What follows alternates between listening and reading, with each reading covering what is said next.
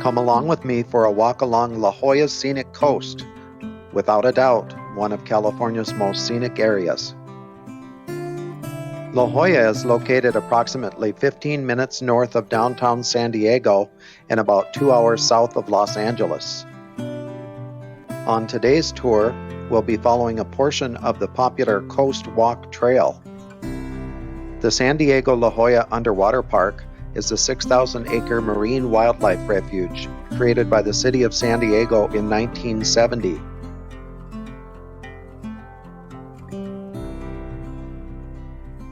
The reefs keep the waves minimal, making this a popular place for divers, snorkelers, and kayakers. Kelp beds on the outer edges of the slope are popular fishing spots and are great for observing seals, dolphins, birds, and fish.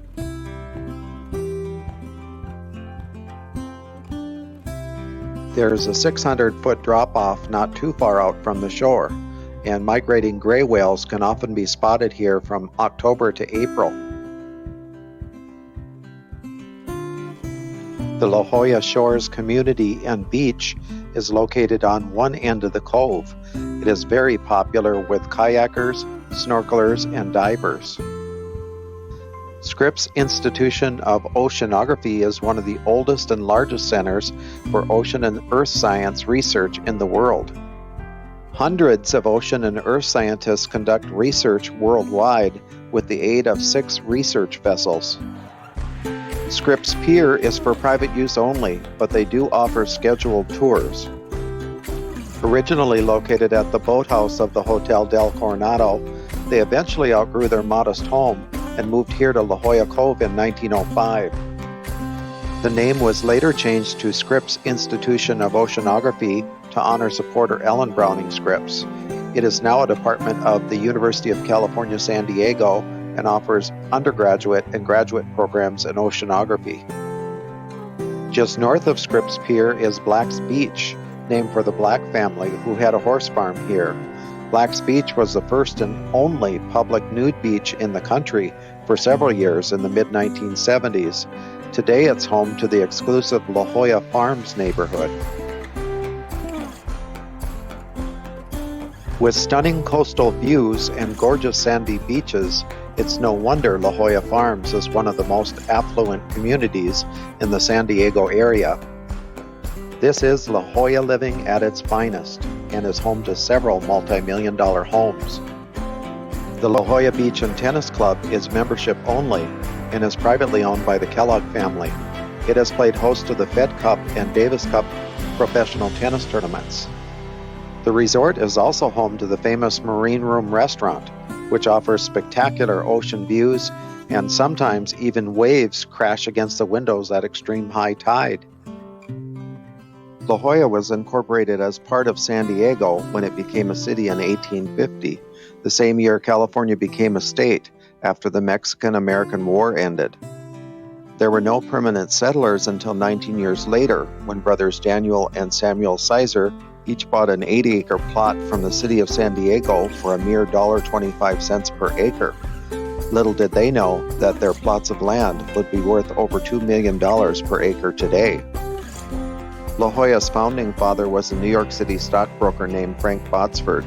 He bought 400 acres for $5.50 an acre and held his first public auction to sell off parcels in April of 1887.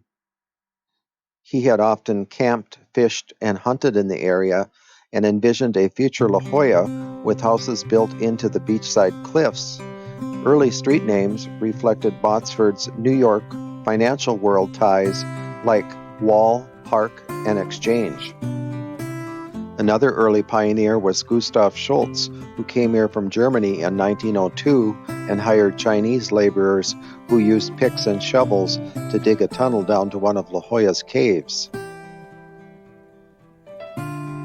After almost 2 years of digging, they finally made it. Several years later, 145 stairs were added to replace the original ropes used. Today, you can pay an admission in the cave store to walk down the steps to the cave.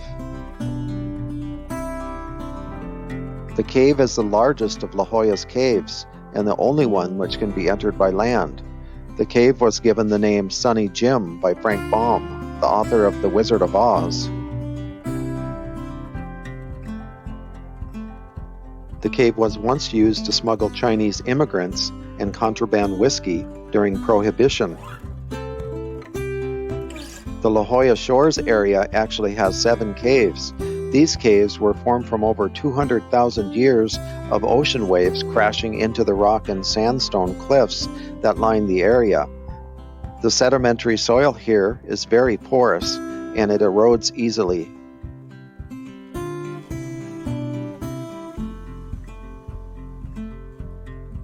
Downtown La Jolla's newest coastal development consists of 3 townhomes, which bear the name of a cottage that once belonged to La Jolla's Green Dragon artist colony. Many landscape artists moved to La Jolla at the turn of the last century.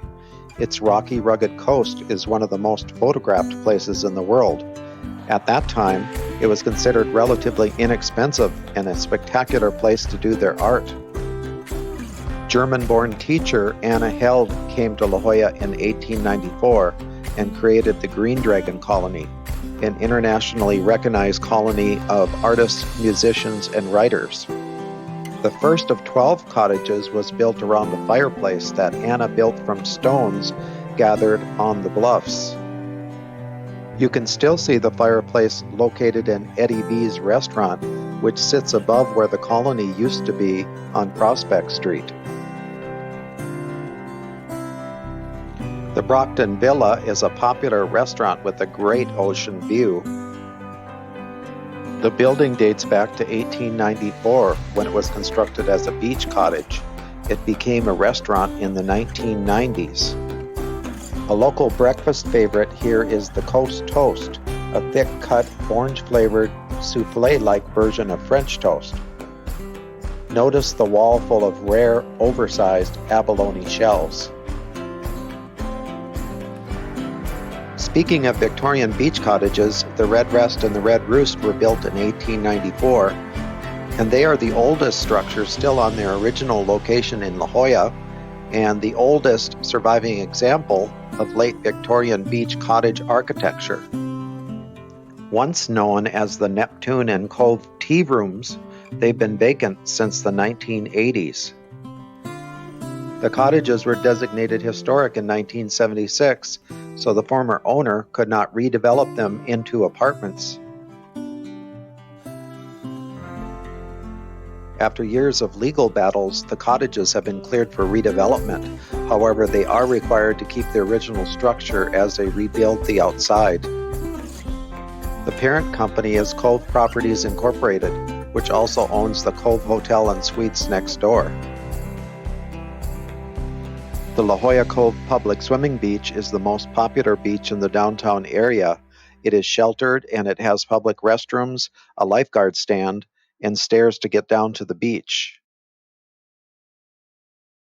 One of the most popular attractions at the Cove is definitely the sea lions and the seals.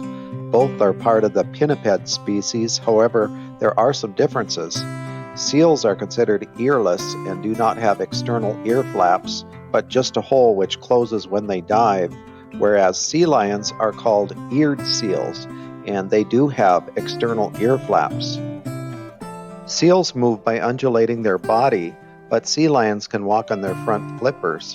Another difference is that seals make grunting sounds and are usually much quieter than sea lions, who make a louder barking sound.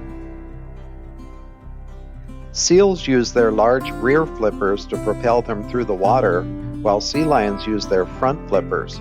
Both sea lions and seals have a lifespan of 20 to 30 years. The brown pelican is the smallest of the pelican family, and they can fly at speeds up to 30 miles an hour. They have a weight of 6 to 7 pounds and a wingspan of up to 7.5 feet. The pelican's pouch is used as a dip net to catch fish. Another interesting bird found in abundance at the Cove is the cormorant. This bird has special feathers which allows water to penetrate, enabling the bird to swim well underwater. They are expert divers and they can dive up to 4 minutes looking for food and go as deep as 148 feet. The gorgeous La Valencia Hotel, La Jolla's own Pink Lady, opened its doors in 1926 as an apartment hotel. It has a beautiful restaurant and patio overlooking the ocean. During World War II, many locals spent hours perched in the tower, scanning the skies and seas for enemy planes and ships.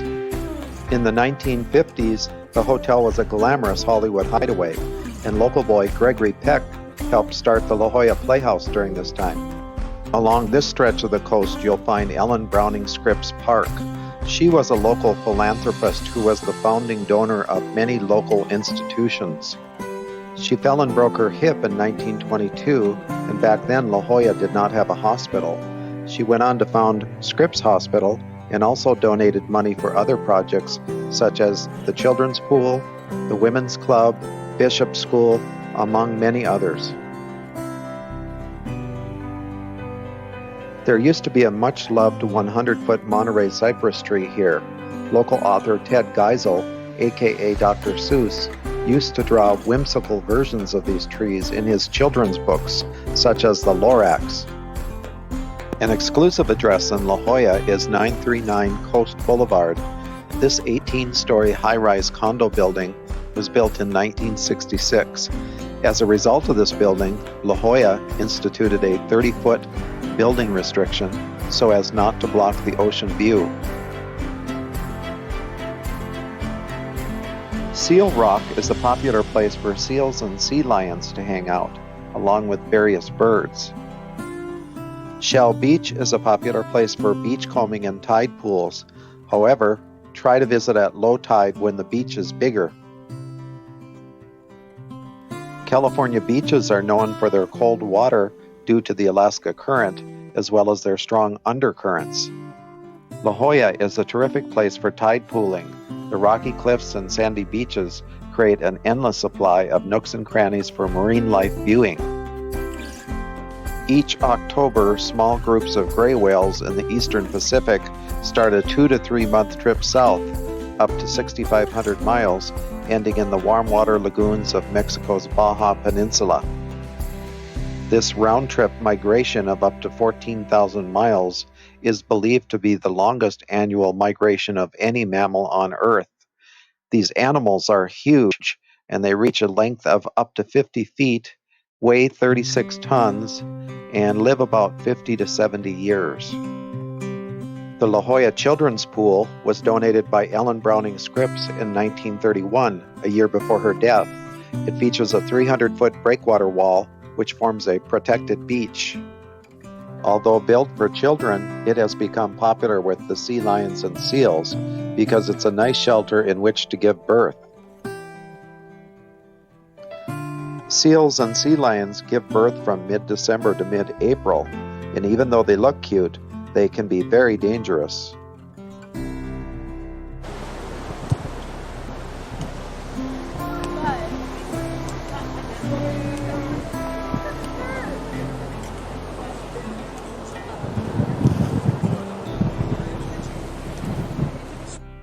Barriers are put up each year during birthing season to protect the children.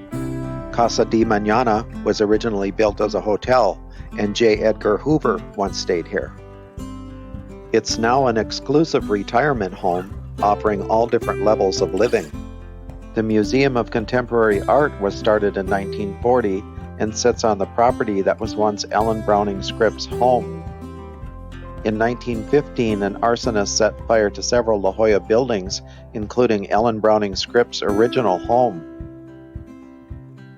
She hired Irving Gill, a prominent architect at the time, to build her new home. Her gardens were on the north end of the building. I hope you enjoyed this tour of the La Jolla coast, and I thank you for watching. Don't forget to subscribe to my YouTube page, and also check me out on Facebook at Mark's Delicious Adventures. See you next time.